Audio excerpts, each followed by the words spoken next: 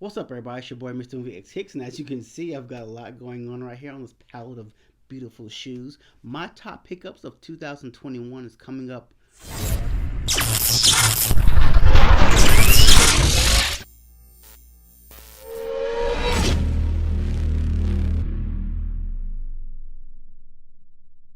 So now it's time for a quarterly review, if you guys will.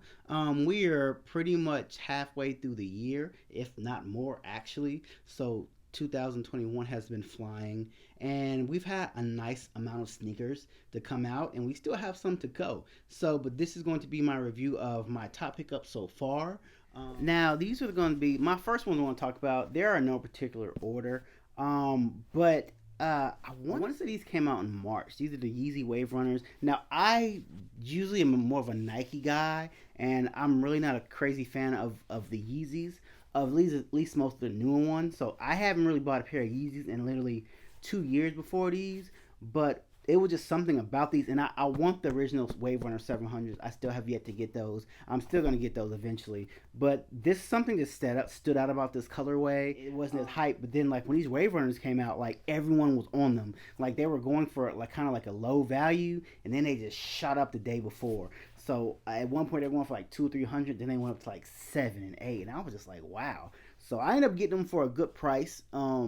Half the price they're still going for right now.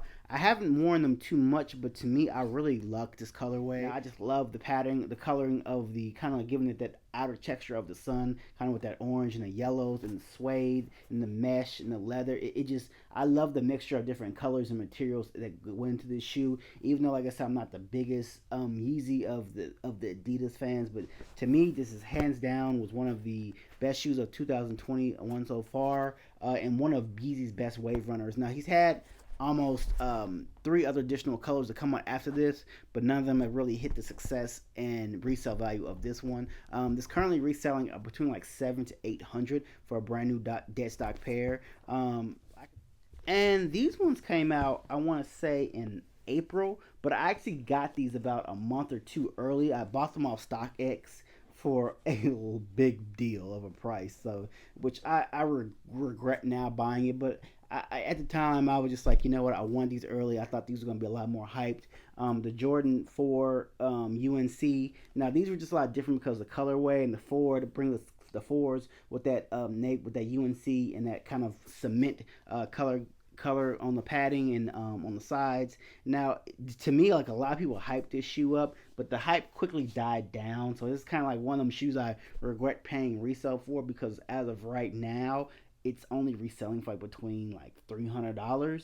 Not that like I said I'm in the resale game or anything like that, but you love to see kind of your shoes kind of hold and retain value, if not go up more. Especially like the price I pay for these, it just and I've only worn these, sheesh, maybe less than four times. From one to the next. Now, this one came out in March. This was the University Blue.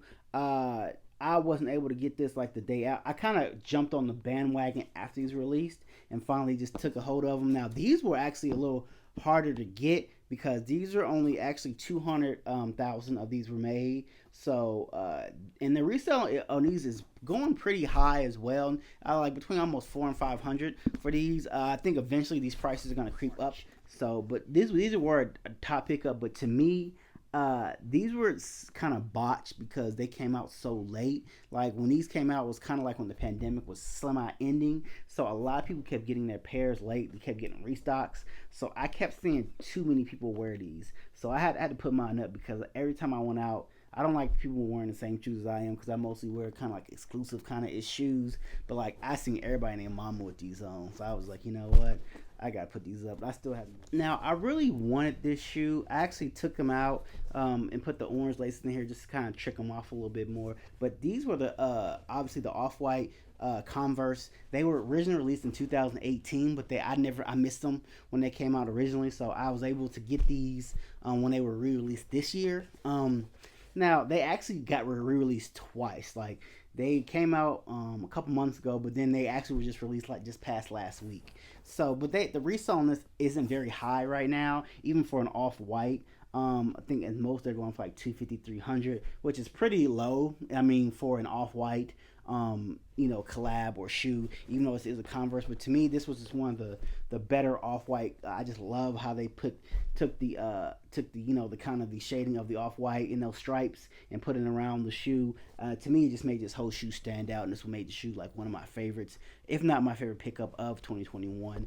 Just I was so glad that I was able to finally obtain these bad boys, just because they were so dope. I love the orange bottom on them. Now, this is probably one of the most kind of controversial and good pickups that I've had of 2021. Now, these are going to be the Nike Fly Go E's. These were originally slated for release in April 30th, but they kept pushing the dates back on these, so I actually got mine off StockX about 2 months before they were released. The reason why I say this is controversial is because these were originally 120, but the resale prices on these are going kind of high. Especially Nike made these shoes for bad people with bad dexterity in their fingers. That's why they can pop up. You can basically use these without putting your hands or using your hands at all. So, but they were kind of controversial because a lot of the resellers got these shoes and were selling for higher prices, and the people that really needed them weren't able to pay such high prices.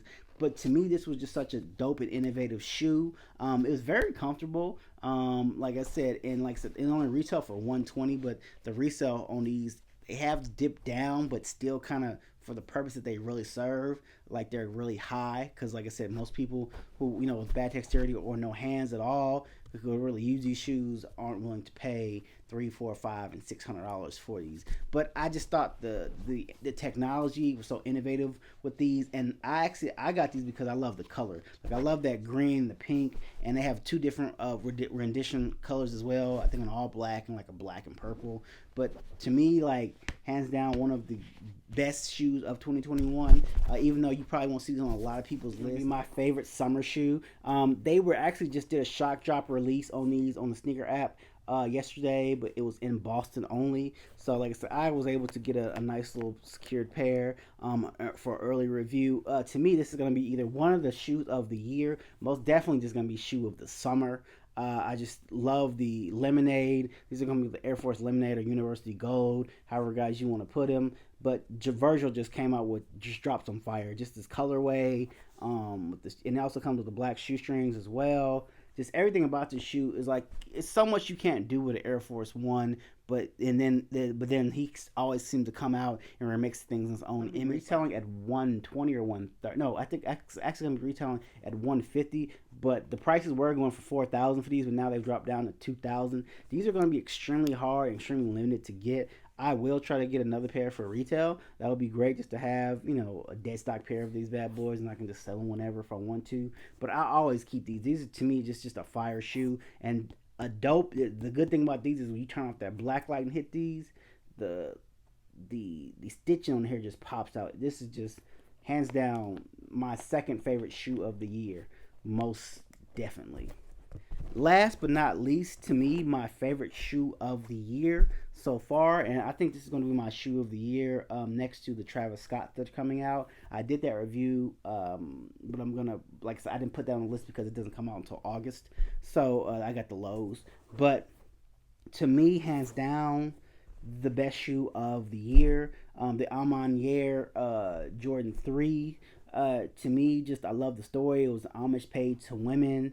um, uh, James Wisner, the owner and operator of Social Status or Armanier, basically paid homage to this shoe for his mother. Basically, Jordan 3 was the very first pair of shoes that she was able to kind of afford to buy him and his brother. So that's why when he got the opportunity to do a Jordan, he did the Jordan 3 and basically paying homage to women. Everything about the shoe, the material used, the leather, replacing that generally elephant print with that sueding, the inside of it with that quilted material, the cream laces.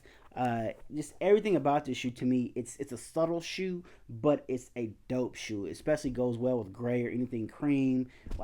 So without that further ado, guys, drop some comments. Let me know what your favorite shoe of the year was that you saw in this one. If there wasn't one that you saw, please drop those comments. Let me know what it was. Until next time, guys, Mr. Media is out. Be sure to hit that review. Be sure to leave a like and a subscribe. I would highly appreciate that. And until next time, guys, holla at you later.